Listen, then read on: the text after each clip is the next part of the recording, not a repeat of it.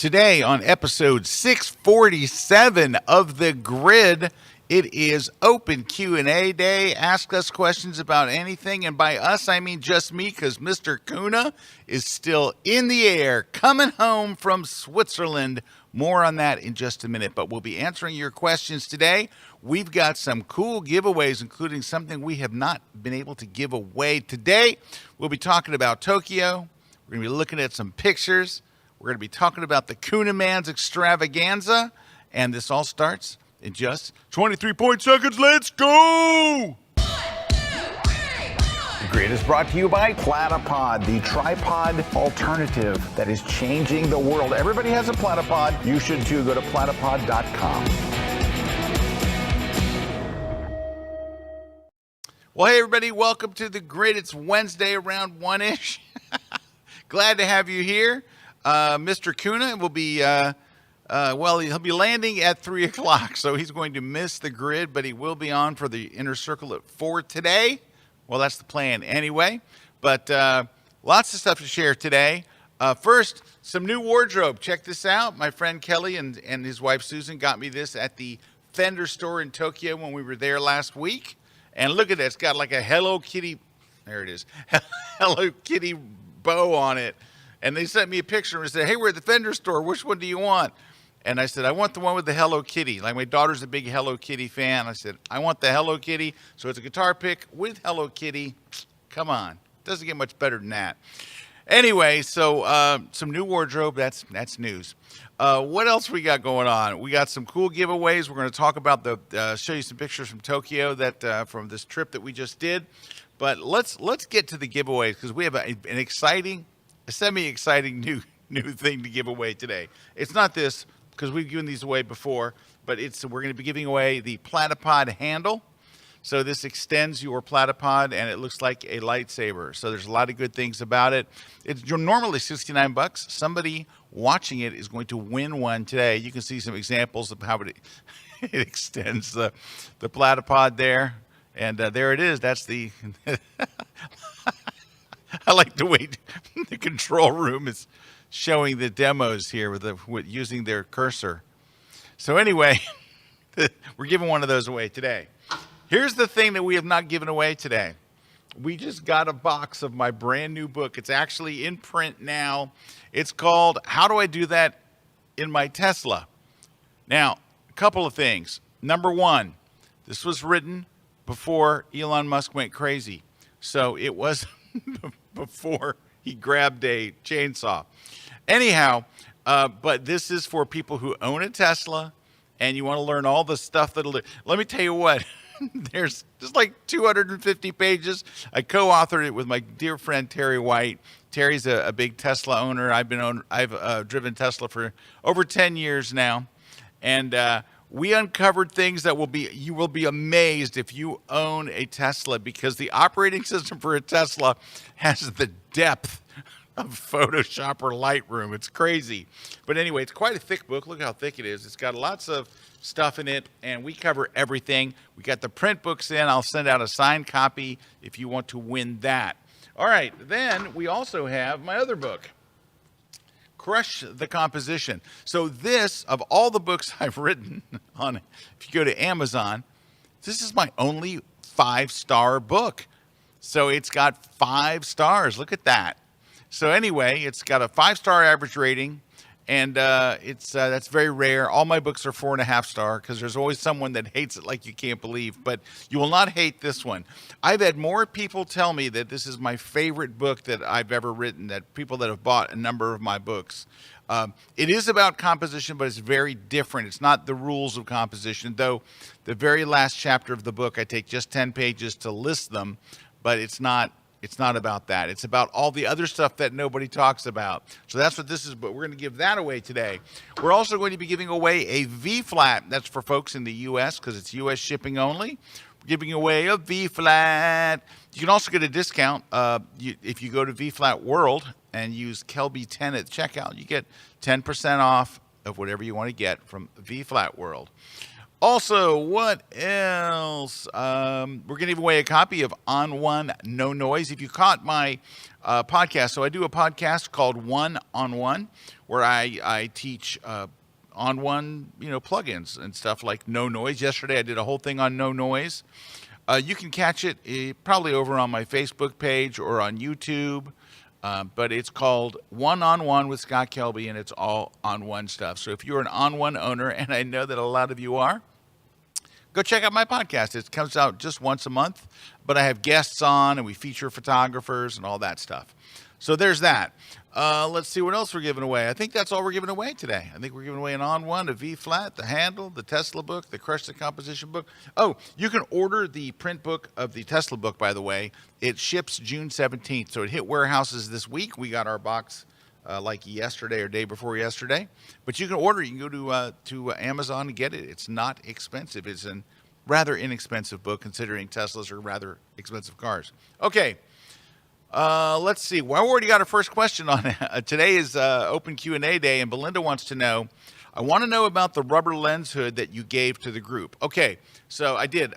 We went to an observatory in Tokyo, and we did a shoot, and I knew that we'd be shooting through glass.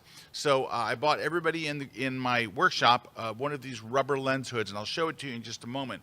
But what it does is it attaches to the end of your lens, and it's about this big. And you put it against the window. And what's nice about it is, it number one, it cuts all the reflections. I mean, you can shoot through glass, and you would never know. I mean, it's really amazing for that.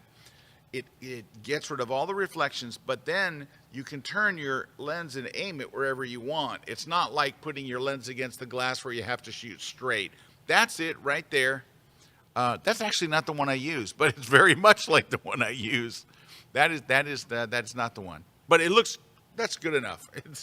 That looks just like it. The one I use is on Amazon. It's really cheap. It's like half price.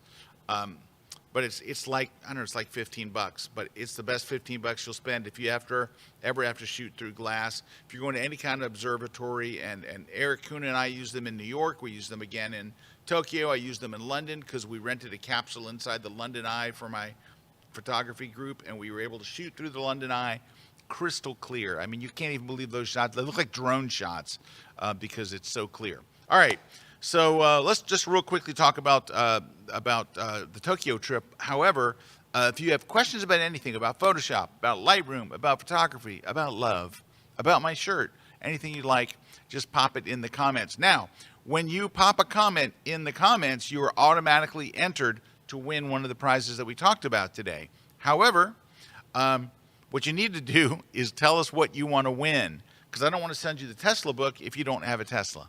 So you would say Tesla book, or Crush the Composition, or the handle, or the V flat. Tell us what you want to win when you ask your question. Or you don't have to ask the question. You can just say, hey, I want to win the V flat, and you're entered as well. We'll pick winners at the end of the show, and we'll get you all this stuff. I do want to mention something else before we kick into this. Brand new book just came out. Just got it today from Stephen Bollinger. He is a Australia-based photographer. Really, really great guy. He's been here. He's been on the grid. And it's called What the F Stop? The Photography Book Without Pictures. And so it's a lot about photography and about life, and it's very funny. It's got all kinds of cool references and stuff. So I just got it today, so I haven't had a chance to go through the whole thing, but it looks very, very good. That's it right there. What the F Stop? The Photography Book Without Pictures. Stephen's a terrific commercial photographer, very, very, very good, and he's just a great storyteller. So anyway, you might want to check that one out. It sounds like a great one to read on a plane, right? Okay, next. See this? That's the box that my new EOS R6 Mark II came in after I dropped mine in the water in Venice, Italy. I had to get a new one. Here it is. Well, this is the box, actually. The camera's not in there. However, I did take it with me to Tokyo, and I shot with it. And I also borrowed a lens. So I borrowed a lens, and the lens that I got, actually Mr. KUNA arranged to have me borrow it from CPS. It's a 10 to 20. So it's not a fisheye, but it's an actual rectilinear 10 to 20 millimeter lens. and it was great. I didn't get to use it that much, honestly. I wound up maybe using it 2 or 3 times during the trip. It's a specialty lens, right? It's it's very, very, very, very wide. But let's take a look at a couple of quick pictures here, and then we'll take a break. So this is I did this on Adobe Express. All right, so it's shots from my workshop. So on my workshop, I had 13 people, myself and Mr. KUNA, and we flew into Tokyo. And ERIK and I did a couple of days of scouting before the crew arrived. And then we stayed in the area of Shinjuku, which was very nice. It was very Shinjukified. And and all like that. So, hey, let me do one more thing before I go through this. Let me just turn off my notifications, because everyone's beeping me and bopping. They're beeping and bopping, so let me just turn that off so there's no beeping and bopping. Give it a second. Okay, here we go. Let's take a look. So my resolution's kind of weird. So I wrote a little bit about the trip, but we took a day trip to Kyoto. We took the bullet train, and we went, and these are the torii gates at the Fushimi Inari Shrine. And so this is one of the most popular, if not the most popular, tourist attraction in all of Japan. So how did I get it empty? How did I get no one in there? I'm going to give you the trick, and it's a real trick. When you get to these gates, and there's thousands of them, and everybody wants to go through them, there's a sign. You'll see a split. There's a fork in the road, and it says keep to the right. So you enter the thousands of gates to the right, and then you come out this way. Well, people go through the thousands of gates, and then they disperse into the rest of the shrine. They don't always come back out that way. So there is hundreds and hundreds and hundreds of people going through the right side of these gates, and maybe 25 people coming through the left side. So what I did was I went against the stream. I went up, and as people were walking down, I would say, hey, can you guys wait just a minute? Can you wait just one second? Everybody stopped, and all my people were able to shoot right down this. So we were able to get maybe a minute at a time where there was absolutely nobody in the gates. So picture this absolutely slammed like you're in line at Disney World. That's the right side. And this left side, there'd be little gaps, and I would run in there, and I would ask them to stop. And people would. They would wait for about a minute, and then finally they're like, we're going, and then they would kind of go. And then I would wait for, just a couple of gaps in between people, and then I'd say, can you stop again? So I was able to get everybody that wanted to from our group to be able to shoot an empty shot like this. Plus, here's what's weird. Do you see the kanji, the Japanese letters written on the posts? You only see that when you're going out. When you're coming in, there's no letters. So I think it's a much more interesting view from this side. I think it's much, much, much more interesting to take. All right, let's just move on. This was also in Kyoto. So we took a bullet train 2 hours down to Kyoto. And this is an interesting shot because, so this woman has hired a photographer. So she's hired a professional photographer, and there's a ton of people there that you can't see at like height, head height. Like, so I'm down the street, and the street goes like this. It tilts down. She has walked up, or the photographer had her go up on a couple of steps. So she's standing above the crowd.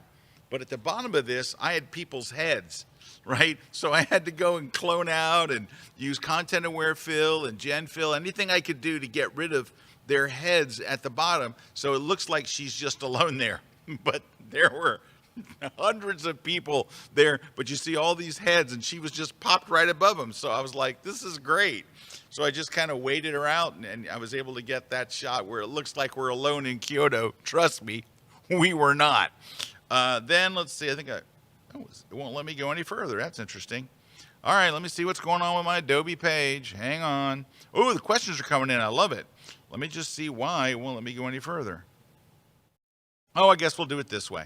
All right, so then in that same shrine, was this, I thought it was a monk, but I was corrected by one of my students. Said, no, that's a priest, or a priest in training. And he came out there, and he was moving these blocks. And he let me get this picture, but then I kind of, no more photos. So I didn't get any more of him. All right, so this next part is kind of cool. I'm working with Lawrence Bouchard. Now, you guys have probably heard me talk about Lawrence when I did my Where to Shoot in Tokyo class.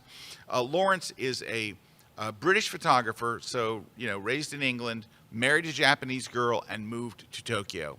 And so he does tours in there. And my wife found one when I was going over, and she said, honey, this sounds like you. This guy's doing a nighttime Blade Runner tour in Tokyo, right near our hotel. I'm like, that sounds great. Book it. Well, he was terrific. He's a tremendous photographer. He's really, really great. And he has a different style than I do. So I was able to kind of shoot a little bit in his style, which was really eye-opening and great. But he was super helpful. So when I told him, hey, I'm coming back to Tokyo, I want to hire you. And so he was with us for 3 full days, taking us around and getting us to locations that we wouldn't know any other way. He's terrific. So if you want to follow him on Instagram, search for Lawrence Bouchard, Bouchard. And you can also find his website as well. But he's a tremendous photographer and just a really super nice guy and incredibly helpful. If you were going to Tokyo, he's your guy on the ground. Even if you just take a 2 or 3 hour tour with him, he does whole day tours, he does whatever. Get him. He's phenomenal. All right. So I told him, I said, I want to do a shoot with somebody in a kimono. I need a professional model and I need a really nice kimono. You can rent kimonos all over Tokyo. A lot of them are cheesy. He knew a place. We went to a really great place. They were fantastic working with us. We found a beautiful outfit. And then, ready for this? Tokyo. Literally the most densely populated city in the world. He knew of a garden we could go to where there was nobody there. It was just my workshop group and nobody else. It was open to the public, but there's nobody there. We got this wonderful model in a kimono. They dressed her and fit her there. They did her hair and the whole 9 yards. And Lawrence shows up with an umbrella, a beautiful umbrella. So here, check it out. So here's one of the shots right here. Now you can't see the whole thing because for whatever reason, it's being funky. But this is our model, Mary. She was wonderful and incredibly patient and just great.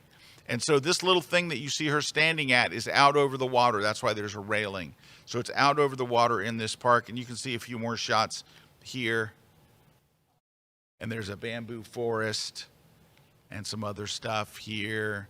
She was terrific, and everybody loved her, and she was super patient. So we did that shoot. This next one, Lawrence turned me on to this location. I'm shooting from the 4th floor, ready? The 4th floor of a bus station through the glass. The glass is this far from me, and there's a kicker. Here's the shot. It's one of my favorites. Taken with my iPhone 16 Pro because I left my camera back in the room. We were just scouting locations. We were actually going to lunch. Eric and I were going to lunch, and I said, hey, we're right by that bus station. Can I go check this out? And that was a shot I got with my phone, and there you go. So I'll just show you a few more here quick. This is in Tokyo Station where we planted ourselves on this the steps as people were going up and they're backlit and the lights hitting them from above as they're coming up to street level. This was right near a hotel. Take a look at how many people there are. That's kind of crazy. This is a section of, it's called Kabukicho. It's right near our hotel. It was like within walking distance. And at night, it just lights up like crazy. So we went there. And then this is my disaster trip here. So this is a long exposure out in the water in a lake near Mount Fuji. So Eric and I were scouting this to think, well, maybe we'll take our crew here. And we went there. It was a beautiful day in Tokyo. It was an hour and a half outside of Tokyo. So we rented an Uber for 3 hours. Yes, Uber is in Tokyo. We rented Uber. We went out there. It's a beautiful day. We get there and literally all hell broke loose. It's pouring rain. It's windy. It's cold. It's miserable. I got an umbrella. I can't even keep the water drops off the front of my lens. It's just swirling. It was a disaster. I made a video of us shooting it. Now, I have to go and do a preview for you to see the video. And you won't hear the audio, I don't think, but let me get down to it and show you. This is what we were shooting in right here. And there's a couple in front of us. Like, it's miserable. You can hardly see in front of you. And I'm trying to do a like a 2-minute exposure. This was a very nice couple we talked to from India. They were super nice. But what's crazy is, look at this. It's just rainy and wet and cold and miserable. And it was perfect up to that point. Up to that point, it was a beautiful day. It was not beautiful at that point. It was all just really awful. So then we went up to that observatory where we're shooting with those rubber lens hoods. And look, this young lady was posing for her friend right in front of us. Like we're sitting there kind of waiting to go, like we're waiting for everybody to be done. And this young woman was posing from us and posing for her friend. And we're shooting, and we got to shoot her, and I just blew out the background because you would see a little bit of Tokyo behind her. This was my favorite one, where her friend is showing her pictures on her phone. I thought that was kind of cute. This is inside a Buddhist monk temple. Look at this cool, very modern, ultra-modern place. All righty. And I'll just show you some more pictures real quick. I'm not going to explain everything that happened, but anyway, we're cruising around, and this is just all basically detail shots of color and symmetry and design. I love the Japanese letters. Are just, I think they're an art form unto themselves, and they're just beautiful. So I shot a lot of that. And then here's a shot taken in Shibuya. And so we went lots of different places. I thought this was kind of funny. First day there. And just a little bit of everything. Did some panning. That's a spot Mr. KUNA found in the building right next to our hotel. And just a little bit of everything here. Lots of kind of streety stuff. This is a street, filled with restaurants, and we ate in one of those. And then Kyoto, the famous bamboo forest. And we went to this very cool museum. Check out this building. It's shaped like the letter N, kind of. And it is a museum of art. And we went there, took the group there. And we're shooting from a second floor here. And we went to the shrine in the morning. And that's as far as it'll let me go. No, there we go. Here's the building across the street from our hotel. And we just shot a lot of stuff in a lot of different places. We were there for 5 days. So we did a lot of shooting and polluting. And there's another panning shot. See those big black and white crossways, right? Those crosswalks are huge, and they're in black and white. There's the KUNA man. KUNA man! And that gives you, and that's Lawrence right there. That's Lawrence right there. And then here's us at our opening night dinner. Everybody hanging out, making the scene. And that's my trip. So I'll be posting this on my Facebook page later today. I'm waiting for KUNA's behind the scenes photos. He took a bunch of behind the scenes photos. So once he posts those and I add them in here, then I'll make them live so you can go check them out yourself. We're gonna take a short break. When we get back, questions are pouring in. So we'll answer those right after this. Don't go away. We're live on the grid on a Wednesday. It's hot as heck in Tampa. What if one Lightroom tip could completely change the way you edit? Unlock the full power of Lightroom May 13th to 14th at the KelbyOne Lightroom Conference. 2 days of expert photography training that'll help you edit faster, smarter, and with more creativity than ever before. Learn the latest features and AI tools, master portrait retouching, landscape editing, mobile workflows, and batch automation. We cover it all. Stop guessing, start editing like a pro. And with a 1-year replay, you can learn on your schedule. The KelbyOne Lightroom Conference. Edit with confidence and bring your vision to life. This is a shakedown.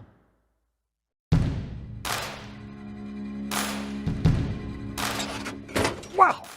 Do you want to know amazing tips and techniques about taking portraits with an iPhone? Then join me in this KelbyOne class.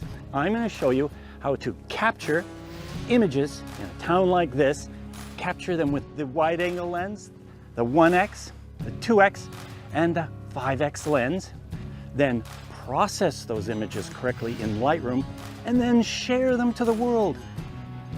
This course on the iPhone for capturing portraits is going to be incredible. Get out there, take photos. I'm Jefferson Graham, inviting you to join me for my next class for KelbyOne, a photographer's guide to San Diego, one of the greatest photo spots in the world. You have incredible beaches like right here in La Jolla, the old historic Del Coronado Hotel, Victorian homes. You got the Little Italy section, Balboa Park, so many great photo places, and I'm going to show you where to go to get the best shot. A photographer's guide to San Diego. See you there.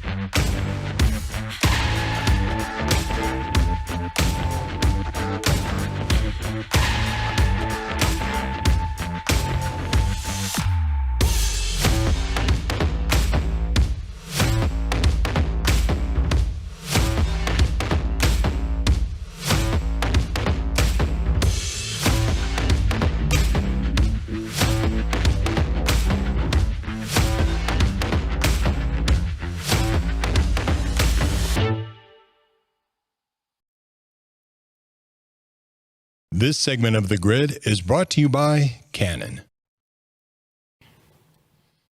Hey guys, we are back. Just want to mention that I'm going to be speaking at the Build Conference. So the BILD Conference, it's produced by the folks at B&H Photo. It is coming back to New York City this June, and it is a phenomenal conference. Remember how we used to have the big Photo Plus conference and that went away? Well, this has taken its place in the minds of photographers in the New York area.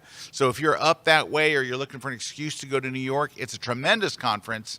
And you can sign up online. I'll have a link for you to sign up here in just a minute. But it is a phenomenal, phenomenal conference. Lots of training instructors and everybody's speaking there. And then there's a trade show floor, and it's slick. It's really, really well run from beginning to end. And that's it, coming up June 17th and 18th in New York City. And yeah, I'm one of the speakers there again. Very excited to be there. I did it 2 years ago, which was the last time I did it. They do it every 2 years, and it is just a phenomenal conference. I mean, if you're into photography gear or you want to get some great education, that's where you go. And I am teaching a class on how to use AI and still sleep at night. So that's what I'm teaching at the Build Expo. And again, that's coming up here in June. Oh, that's me. Oh, did you see that was me? Oh, I was on screen for a second on the right side. Hey, let it marinate. Hold on 1 second. Wait for it. Wait for it. Oh, watch, it's like a 20-minute reel or something. No, I think it's going to be really quickly. Oh, here it comes. Where am I? No, that's not me. That's not me either. That's someone's fingers. I doubt I used my fingers. Where did I go? Maybe I'm imagining I was there. That's not me on the escalator. No, that's not me. That's a S. That's for Scott. But that's not me. What the heck happened to me? Oh, that's me. There. Hey, that's me. Okay. All right. Back to our story. All right. First off, KUNA is saying hi from 40,022 feet above sea level. So Mr. KUNA is making his way back from Switzerland. All right. Where is KUNA? KUNA, ready, has been in Switzerland 100 meters, so 300 feet below Switzerland, photographing the CERN Super Collider. The Super Collider at CERN, he's there photographing it. He got an opportunity to go. So when I came home from Tokyo, KUNA got on a plane and went to Switzerland. That guy hasn't slept. I mean, he's been gone for so long. But anyway, he's coming back today. He's on his way. So it's great to have him back. And he was wonderful in our workshop. He was a tremendous asset to that workshop. Let me tell you, KUNA worked his butt off, as he always does. Let's see. Sharon says, are these pictures your workshop people could get too? So Sharon, those pictures, Those are all from the workshop. All those pictures anybody could get. That's the whole idea. Is like every day we're out shooting. We get up at dawn and we shoot. And I got to tell you, to be honest with you, they got better pictures than I did. So when I get 2 days to shoot before they get there, but once they're there, my job is to make sure that everybody else gets great shots. So what I would do is I would walk around with my camera and I would say, hey, get in tight on this thing over here, or and they would take a shot and go, that's not tight. And so I would shoot the shot and go like this. Like I would give them pointers and composition ideas and all. So I'm shooting to basically make examples, like take a look at this, or stuff like that. So I'm not shooting like I would if I was there by myself. Like in October, I was there. I was shooting just my butt off. But here, I'm mostly walking around talking to everybody. Eric and I are both doing this, checking with everybody. And when you see their shots, now I'll have their shots on the next grid, not this week, but next week, I'll be able to show you their shots. Wait till you see the stuff that they got. Their stuff blows mine out.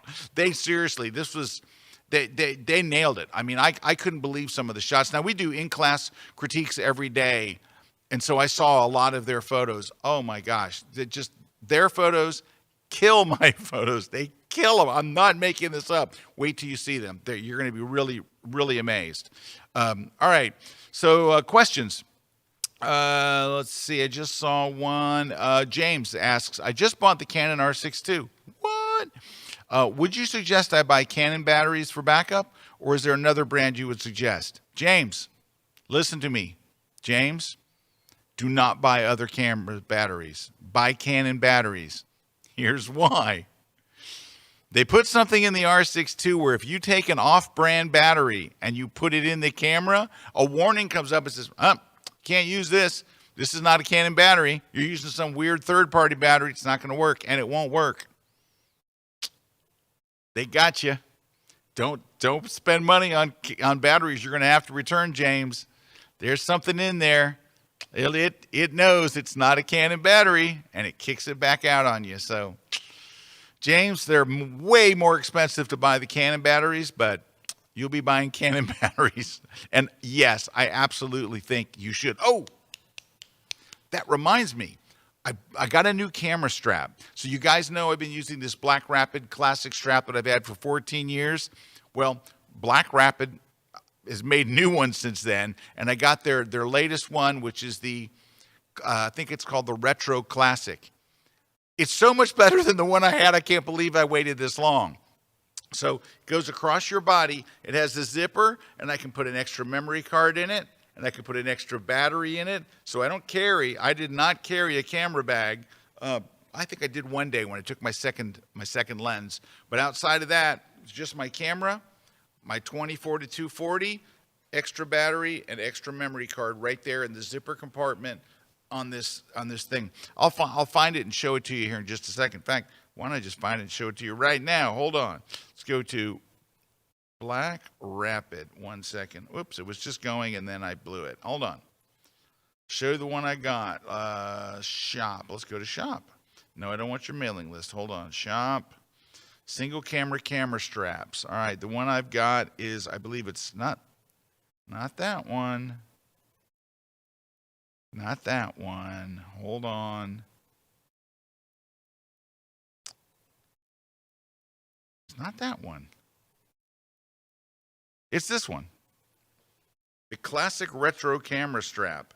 See how it goes across your body? Right? And this one is like, I couldn't believe how much they've improved it since back in the day. But it's got a zipper right here for an extra battery and a memory card, and what I put in mine, Apple AirTag as well. So I have a memory card, an Apple AirTag, and a battery all in that little zipper compartment. And this is a picture of me shooting. That's me. But I'm in much better light. So I look different, but that's me. And that's not me, but that's me. Just so you know the difference. All right, so anyway, it's terrific, phenomenal. Just love it, absolutely love it. I cannot recommend it enough for travel photography or sports photography. Oh, look at this.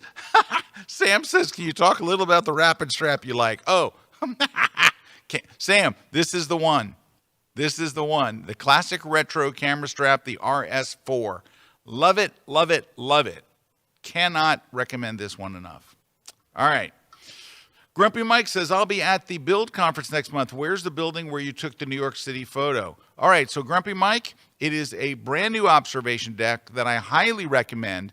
It's not cheap, but it's amazing because it's kind of like, it's almost like an attraction, but it's called One Vanderbilt.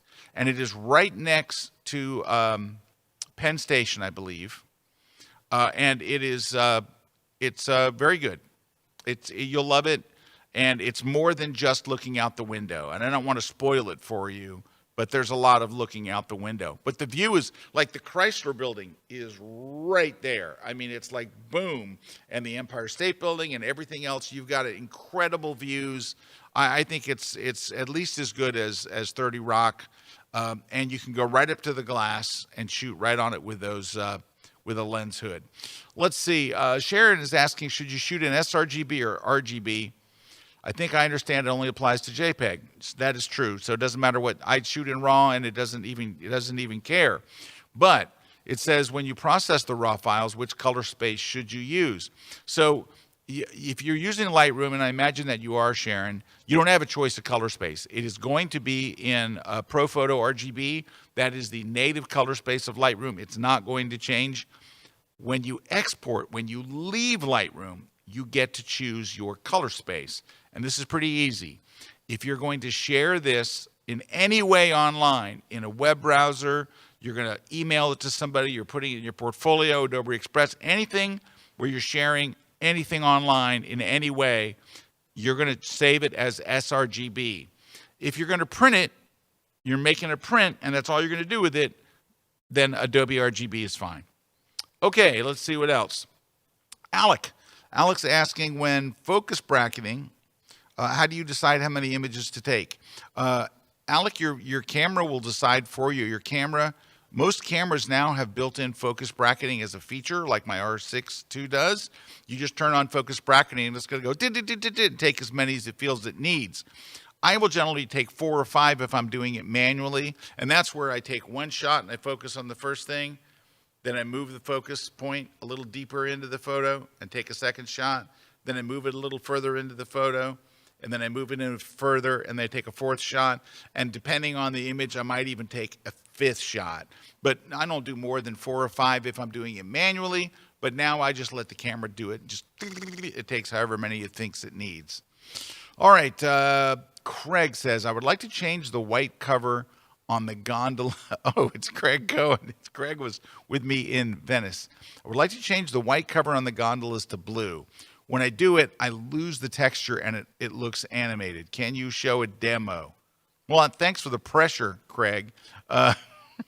Let me find a picture. I don't have a white gondola. How's this, Craig? Send me one. You've got my text. Text me one of yours, and I'll show you what I would do.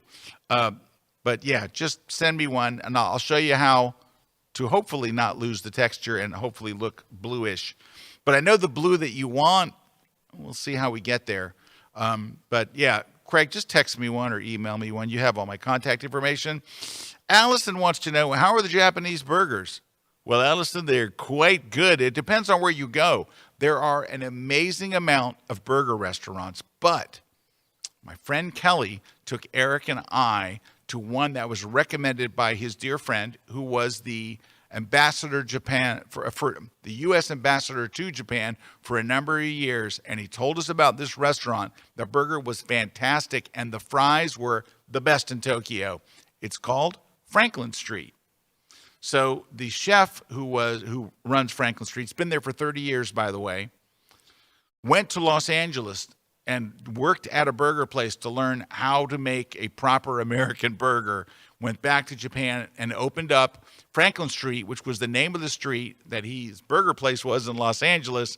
He opened one in Tokyo. It's been there, I think it's 35 years now. It's been there 35 years, highly recommended. It is like you wouldn't find it by accident. It's off a side street. Like you're going through a Tokyo neighborhood, and we turn left, and we're going into this neighborhood, and there's Franklin Street. And what's weird about it is, it kind of looks like Miami. Like it's got palm trees and the decor looks like something you'd see in Miami. And then you get inside and it's a mix of Miami and a diner. It's very, very nice. I would highly recommend checking it out if you're there. But there's also all kinds of there's Five Guys, there's Shake Shack. There's numerous Shake Shacks. You can get American burgers there, but I'm telling you, some of the burger places, they've got some really, really great burger places right there in Tokyo. So you will not want for a burger. All right. Natalie says, Scott, what are your favorite SD cards and size, please? So, Natalie, I have to give you a disclaimer. I am a Lexar Elite photographer, which means I'm one of their ambassadors, so I use Lexar cards. I'm going to tell you that up front. But I've been using Lexar cards for a while now. I use the 64 gigabyte primarily. So I have 64 gigabyte cards, but I've been shooting more and more with a 128. You know, the file sizes get big, and it's nice not having to change cards. So I've been traditionally on 64, but I'm transitioning to the 128 gigabyte cards. So hope that helps. Let's say Laurent says, Scott, during the Tokyo workshop, was the visit to Kyoto a day trip from Tokyo? And would you recommend spending a few days in Kyoto instead? All right, so there's two questions there. The first one is, was the visit to Kyoto from Tokyo? Yes, we took the bullet train. It's 2 hours and 8 minutes from Tokyo Station right into the Kyoto Station. So it's a very nice train trip. It's about $200 and something a person round trip. So it's not too expensive. It's very quick. You're going 180 miles an hour for a lot of it. It's very fast. It's very quiet and very, very smooth. You have no sensation you're going 180 miles an hour. None whatsoever. It feels like you're going 40. And you can do a lot. But however, the attractions in Kyoto, once you get there, there are three big things that you're going to want to do. Number one, bamboo forest. Got to do it. It's killer. Number two, the Inari Shrine. It's there. And number three is you want to go to the old town of Gion, which is where you saw the picture of the woman with the umbrella. And that is a really great area. The problem is getting to each one of these locations takes like 40 minutes, like they're not close together. So I would recommend take the first bullet train of the morning, which leaves at 6 a.m. So we left our hotel at 5 a.m. We took vans to go to the station. We got in the station darn early to make sure we caught that 6 a.m. train. And then we take the bullet train to Kyoto from there. We were there by 8 o'clock in the morning. But by the time you get to get out of the train station, get a taxi or whatever you're going to use to get to the bamboo forest, you're talking it's going to be 9 o'clock. And at 9 o'clock, it's pretty crowded. So just to let you know, it's a full day. We left at 5 o'clock. I would say you would want to leave probably 6 or 7 to give yourself more time so you're not racing from location to location. And then it's 2 hours back to Tokyo. Second part of your question, night in Kyoto, I would do it. Because that way you can get up early in the morning. The bamboo forest is open 24 hours a day. If you get there at 6 in the morning, because the sun comes up like right now at 4:20 a.m. But if you get there at like 6, there'll be nobody there. If you get there at 9, there'll be 5,000 people there. If you want those empty shots, either do what Mr. KUNA did, stop crowds, KUNA crowd control, or get there really, really early. So it's nice to be able to get to whatever one that you choose. Getting there early works. Getting to the shrine really early. And if you're staying right there in Kyoto, I think that would work great. Now, I want to tell you a mistake I made. Years ago, my wife was reading the book Memoirs of a Geisha. And the whole book took place in Gion, which is that old town area of Kyoto, which is so charming. Lots of great restaurants and shops, and we're very, very charming, and a nice pagoda and all. You saw it in my picture. All right. The big attraction there is to sleep in a traditional, like Chinese home with tatami mats, like you're sleeping on the floor. And it's neat. You walk in and it looks like you're in a Japanese movie, from the 60s. It's really cool until you wake up in the morning and you're screaming, "My back, my back." It's great if you're 20. It's sketchy if you're 40. Don't do it if you're 50 or above. Bad things happen when you sleep on those mats if you're not used to it. And there's no place to sit. There's no chairs. You're on the floor the whole time. So imagine an American hotel room and they took out all the furniture and you're sitting on the floor and they put mats there. Don't fall for it. It's not awesome. Lots of great questions coming in. This is awesome. We're going to take a short break. When we come back, more of your questions. You guys are asking phenomenal questions today. And, of course, you're getting entered to win stuff. So it's all good. I'm going to go find some stuff. So stick around.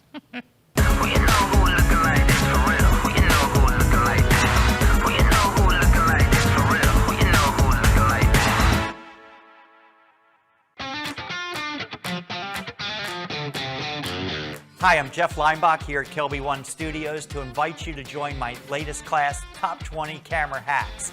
Most of these hacks were collected over years and years of talking to photographers one-on-one about photography and the things that they get tied up on, the things they get hung up on, and helping them fight through those little things.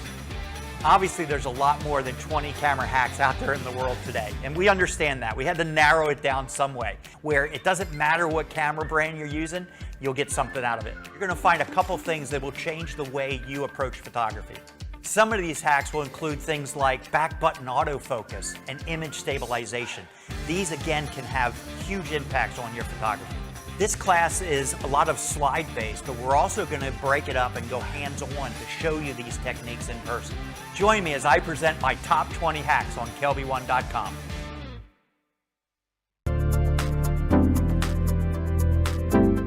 Hey everyone, I am professional photographer Ian Plant, and in this course, I am going to be talking about removing distractions. And there's plenty of distractions in our everyday lives that keep our focus away from our passion for photography.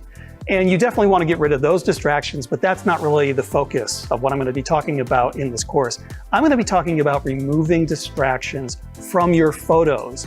And these are the things that pull the viewer's attention away from what's important in your compositions. So in this class, I am going to offer some practical tips for spotting potential distractions and eliminating them before you take the photo. But the main focus of this course is going to be on mitigating or eliminating any distractions that show up in your photos after the fact. I'm going to show you how to use the digital darkroom to zap those pesky distractions out of existence and to let the clarity of your creative vision shine through. Make sure to check out my new course on removing distractions over at KelbyOne.com.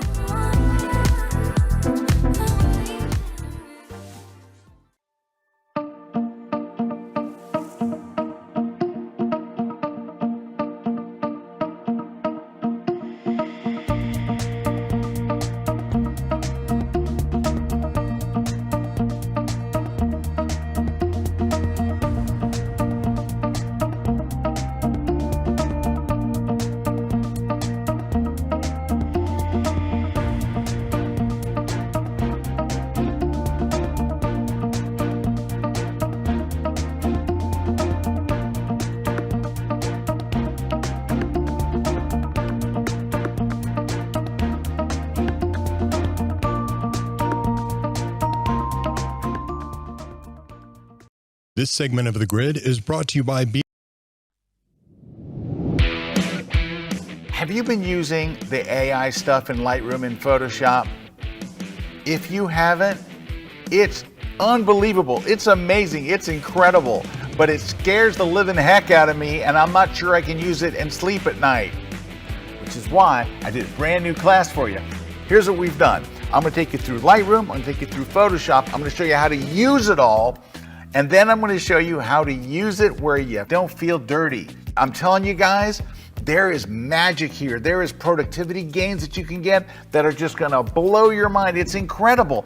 I'm going to show you how to do the things that you could have done yourself in Photoshop that might have taken hours or weeks or maybe skill you don't quite have yet, and have it done in 12 seconds. Catch my brand new class on how to use Lightroom and Photoshop's AI features and still sleep at night. It's only here at KelbyOne. Hey, welcome back. So I have a Lightroom tip for you. Now, we're supposed to have a little thing that goes, Lightroom tip, yeah, but we can't find it. Why can't we find it? Because we run a tight ship around here. So I'll just do it. Okay, here we go. Lightroom tip, yeah. All right. So here's the tip that I have. This is an interesting thing, I think. All right. So you're shooting raw, and you know that you have this button called auto that makes an auto exposure, and it's based on AI, right?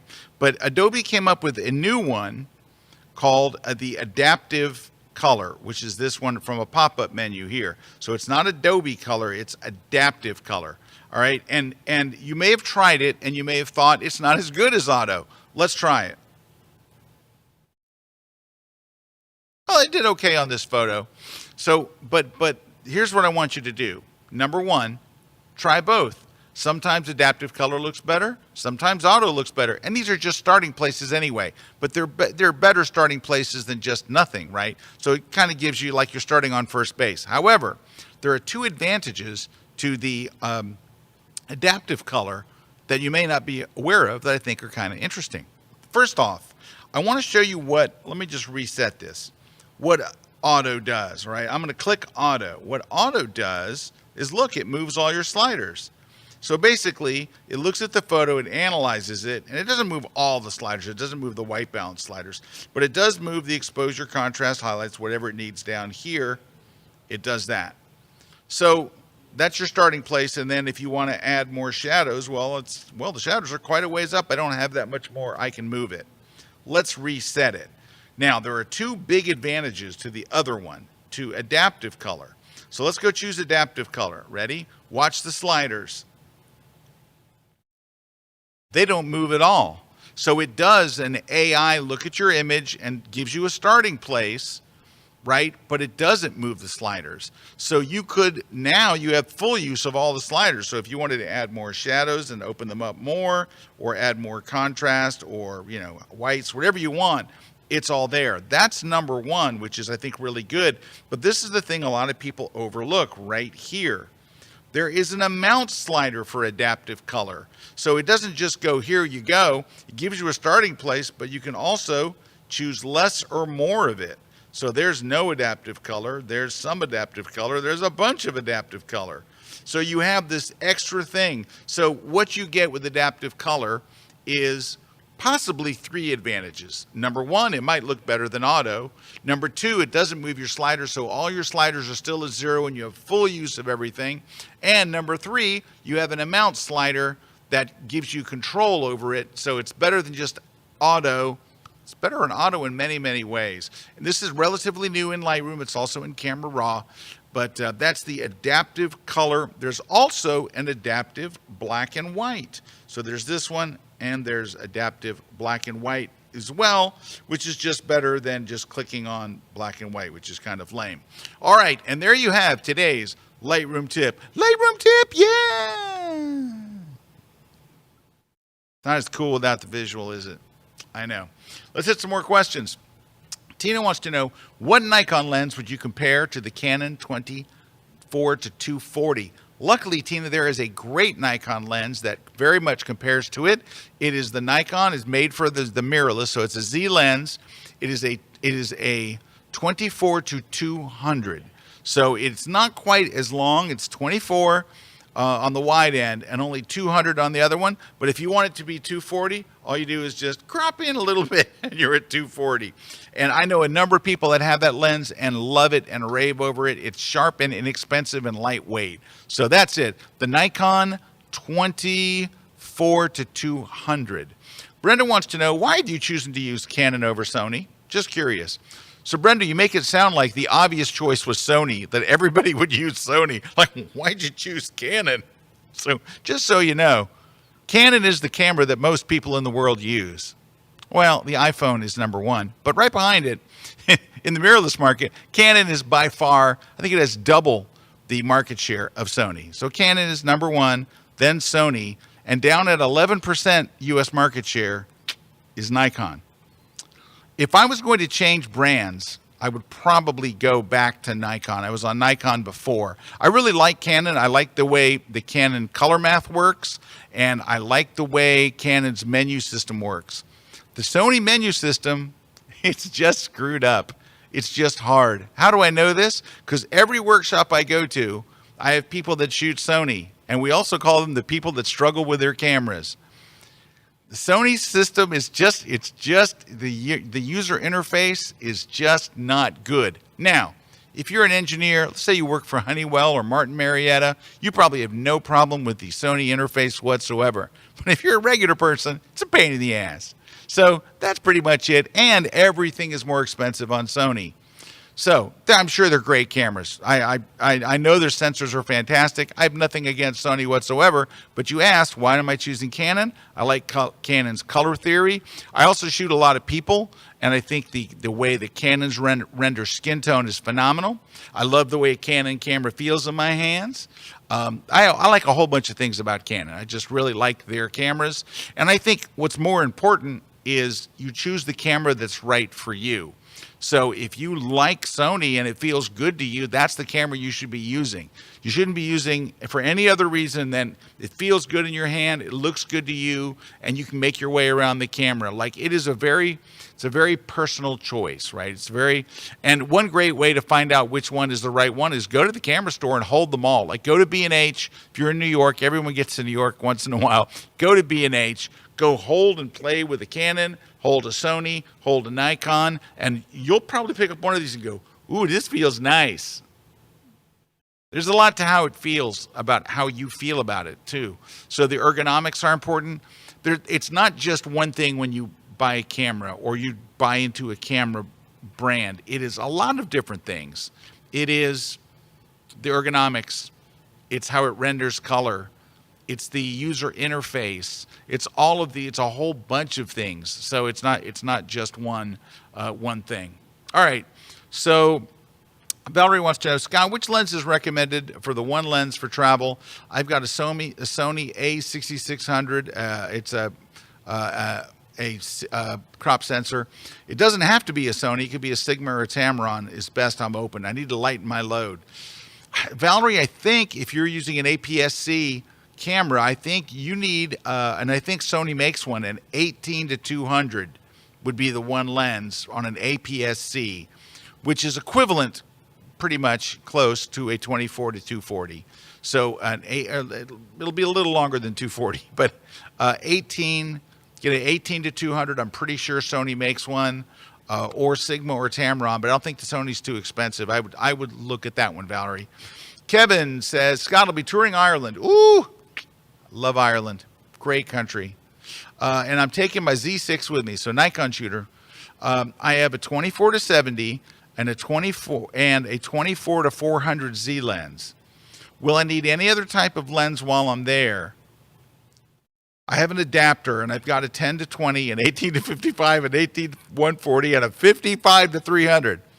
Here's what I think you need to do, Kevin, before you go to Ireland. Sell some of your freaking lenses. You have so much overlap. Kevin, do not take a 24-70 and a 24-400. Don't do that. If it were me, Kevin, I would go sell some of these lenses and go get the 24-200 and then take your 10-20. So that way, if you go into like a chapel or a museum or some cool place, and you won't do it a whole bunch in Ireland. Ireland's a very outdoor kind of experience, but your 24-400 will work great. But leave the 24-70 home. It's a big lens, and what are you going to do with it that you can't do with it with your 24-400? You're just carrying an extra lens. Take as little as you can. I would definitely go with the. If you can get the 24-200, you'll love it. If not, take the 24-400 and the 10-20 and sell the rest. Okay. Tom, please explain all the duplicate files I get when I edit in On1 and Photoshop when using Lightroom. So if you're shooting in RAW, Tom, it makes a copy. It makes a duplicate when it sends it over there. It's not going to edit your RAW image. Just like it's not just on one, it's whatever you use. When you take a raw photo and you go to Photoshop, whether you use a filter or not, it's going to make a copy of that image. So you're not editing the original raw file, and then it's going to send that back, and that's why you get duplicate files. June's got a question. I have a question. I uploaded some photos to Lightroom Classic, and I had the adaptive color, but then later I opened it up again and noticed there's no more adaptive color. Here's why, June. Because you only have adaptive color available to you on raw images. So if you went to a plugin, or you went to Photoshop, or you saved it as a JPEG or a PSD or anything else, adaptive color will be gone, and all that will be left is what you see, color and monochrome. So that's it. It only works on the original raw photos. All right, we got to take one more break. When we come back, we've got some winners. If you have any last-minute questions, pop them in there. But we have winners for all of our goodies today, and we've got lots of goodies. So there we go. We'll be right back after this. Don't go away.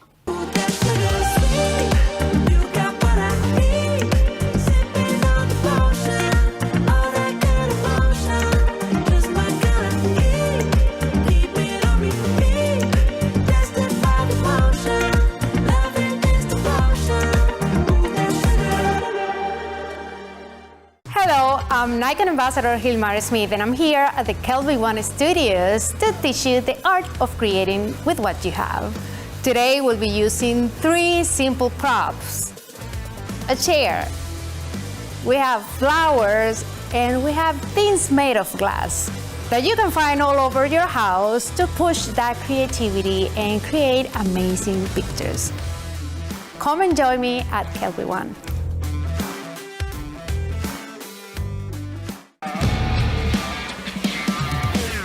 Hey everybody, Kirk Nelson here from Pixel Pro Photography. I'm back down here at KelbyOne Studios, and I've got a fantastic course for you this time. We are talking all about developing brand new backgrounds for your images. If you've ever had an image that you've taken that you discarded because that background wasn't what you wanted, bring it back. It is not dead. I'm telling you, you can resurrect those images because now we can take backgrounds and turn them into something special. We are going to go through so many different new features and functions within Photoshop. We'll use automated distraction removal. We'll use sky replacement. We'll use the generative fill plus the generative workspace to create all new backgrounds. We'll even create a do-it-yourself synthetic background using a bunch of different filters. We will take an image that's shot in a dusty old gymnasium and turn it into something worthy of an athlete's poster. You're not going to want to miss this one. Come check out my latest class at KelbyOne.com.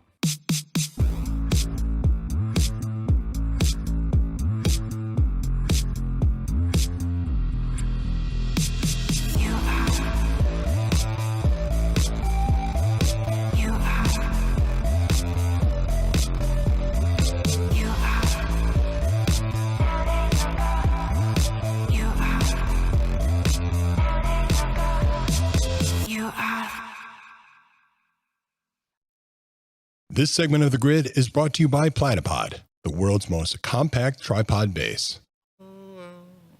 Oh, I guess we're back. Nobody counted me in? Nothing?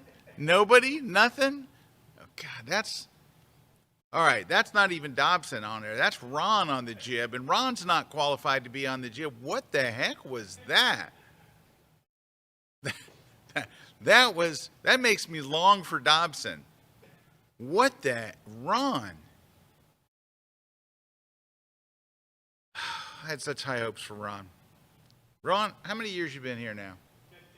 15 years he's been with us. You think you'd have learned to do the jib? You think you'd have been through the jib course?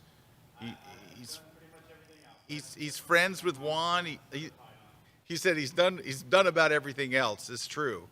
And he's not certified on the jib. That's upsetting. The only way that we can make up for this is to do a Photoshop tip. Photoshop tip, yeah! Cool visual goes here. Photoshop tip, yeah. Hey, we're back with I got a Photoshop tip for you. So this is one that actually somebody from my workshop texted me and asked me this question. And so I showed him this technique where we're using these linear and radial gradients and all this stuff. And he's like, but what if I change my mind? Like, I want to be able to edit them later. There's no way to go back and edit them. And I'm like, well, there is. So here's what you would do. He wants to be able to add a linear gradient and then later in the process go back, or any kind of gradient, radial, linear, whatever, to go back and change it later. The secret is this. You're going to go to the background layer or whatever layer you're on. You're going to go into the filter menu and you're going to say convert for smart filters. So do that. And the first time you do it, a little warning box will come up and say, are you sure you want to make it a smart? And whatever. Just hit OK. All right. Now, you know it's a smart filter or layer or smart layer because it gets this little icon in the bottom right corner. Now you could go and run the camera raw filter. So here's the camera raw filter. It comes up and it's the same as Lightroom's develop module, right? Same sliders and all that stuff.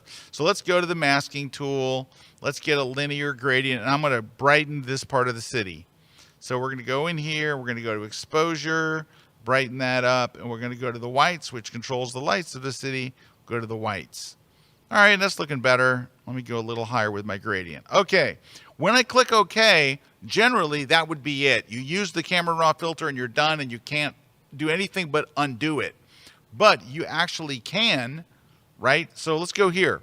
If you look over in the layers palette, there's this new thing called smart filters and it says camera raw filter right on it. If you double click directly on this, watch. It reopens camera raw, and if you go to the masking tool, look, there's your mask. You can readjust it even though you clicked OK already. So that is exactly how you do it. Now, I wrote him back a step-by-step. I should have done a video. I wrote him back a step-by-step, but here's what to do. Create a smart filter of that layer, add this and all. And he wrote back and said, wow, that's really helpful. That's just what I wanted to do. He said, you should write a book like that just shows you how to do these individual things. He goes, I got all kinds of questions about Photoshop and Lightroom, and if you should write a book that does that. I have a book that does that. It is designed for people who already know how to use Photoshop, but might forget, like, well, how do I apply a filter and then I can edit it later? You would go into the page called How to Apply a Filter and Edit It Later, and it just tells you that one thing. So I have two, one for Photoshop and one for Lightroom. Again, these are only for people who already know how to use Photoshop or Lightroom, but they need to look up something real quick and how to do it. I have so many photographers tell me they keep it right on their desk, so when they're working, they go, oh, how do you do that? Oh, it's right here. And rather than give it the real names, I don't say how to use smart filters, because you may not know that's what it's called. So I would say, how do I apply a filter and then be able to reopen it and adjust it later? So they're called, how do I do that in Photoshop? That's what it's called on Amazon. Or how do I do that in Lightroom? Same thing, but for all the things Lightroom does. Again, don't buy these if you're new to Photoshop. This is for people who've used Photoshop for a while, but you can't remember all the crap it does, because it does everything. That's what the book is for. How do I do that in Photoshop? How do I do that in Lightroom? I was expecting them to appear on screen as I spoke about them, like that. Boom. All right, there it is. How do I do that in Photoshop? I don't think that's the most recent version, but that's okay. We have a newer version, but there we go. And there's how do I do that in Photoshop and how do I do that in Lightroom. So anyway, you can get those on Amazon, either in ebook or that's a newer one. Yes, thank you. Thank you. Right there, 21 bucks. Come on, 21 bucks. You can't even get dinner for 20. You can't go to Chili's for 20. You know, you could probably go to Chili's. You can't go to, can't get dinner for two at Wendy's for 21 bucks. I'll tell you that. Anyway, that's it. How do I do that in Lightroom? How do I do that in Photoshop? Go grab them. You will find them immensely usable. All right. Diane wants to know if all of a sudden my Photoshop is acting wonky. If I reset my Photoshop, will I lose all of my preferences, presets, and actions? You will only use your preferences. Your presets will still be there. Your actions, all your brushes, all that stuff is there. But what will happen is you'll get these little pop-up, you know, those annoying things that say, the brush tool is for, like, oh God, make that go away. So you'll lose your user preferences.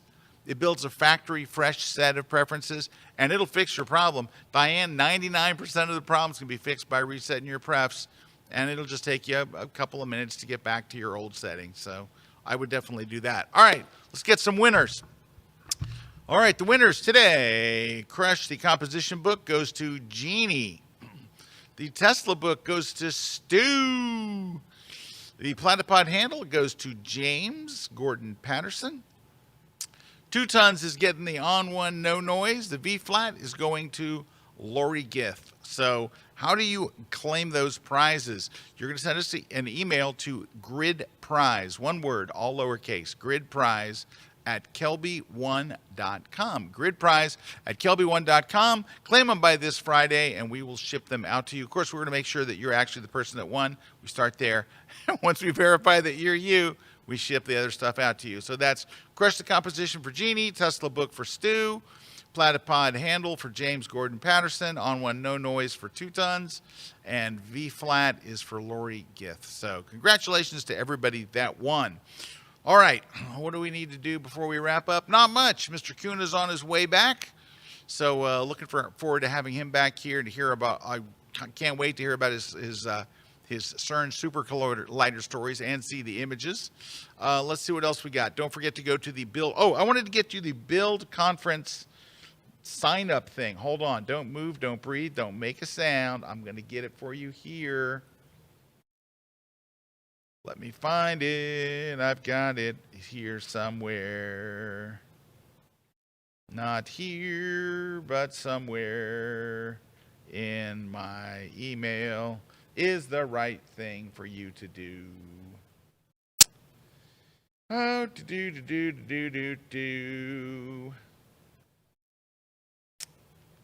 Son of a gun.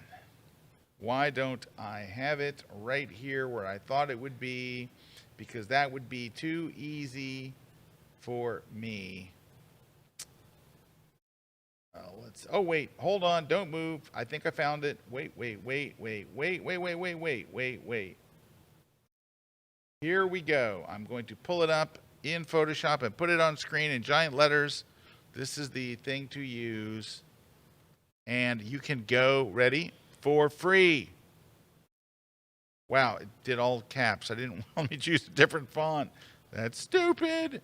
That's stupid. Hold on, I'm trying to choose a font that is not. There we go. Wow, it's not a great website address, I will tell you that. All right. Here it is. This is an awful website address, but it helps. So it's buildexpo.com/?ref equals SPK Scott K. That's SPK stands for speaker. Scott K stands for ERIK KUNA. No, that stands for me, obviously. buildexpo.com/reference equals SPK Scott K. Go there. You can get in for free, and then I will see you there. Oh, wait a minute. Guys, I got huge news. This is breaking news. Jason found the Lightroom tip and the Photoshop tip openers. I say we just run the tip openers by themselves. So let's see if you really... Oh, there we go. Yes. Photoshop tip, yeah. Boom. It's one of the, oh, there's the Lightroom one. Yeah. You know, better late than never. That's all I can say. Why not run them just whenever? But so we were doing these all the time, like every show, and then somehow it just dropped off and we just stopped doing it, and then we lost the graphics. Now that the graphics are found, we're going to do it again next week, where I will share a Lightroom and Photoshop tip. We used to do trivia too, but we're not going to do that stinking thing, because everybody just looks it up on Google. It's like not fair. It's we're just going to do a Photoshop tip and like forget the trivia. All right.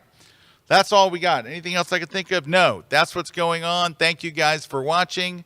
I highly recommend going to KelbyOne.com and sign up for a membership if you haven't. You know, you've been thinking about learning a lot more about Photoshop and Lightroom. Man, we got you covered. Hope to see you online. Take care, everybody.